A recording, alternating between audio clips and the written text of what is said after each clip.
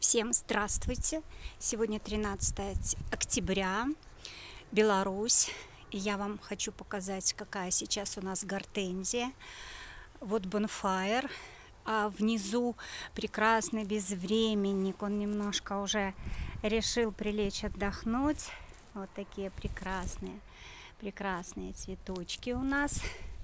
Вот такая гортензия перешла вся в коричневый цвет. Но самарская лидия, конечно же, самая красная. Вот она какая прекрасная. Фантом тоже прекрасен.